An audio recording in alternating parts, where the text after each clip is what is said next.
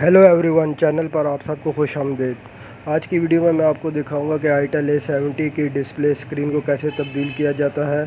तो चलो शुरू करते हैं।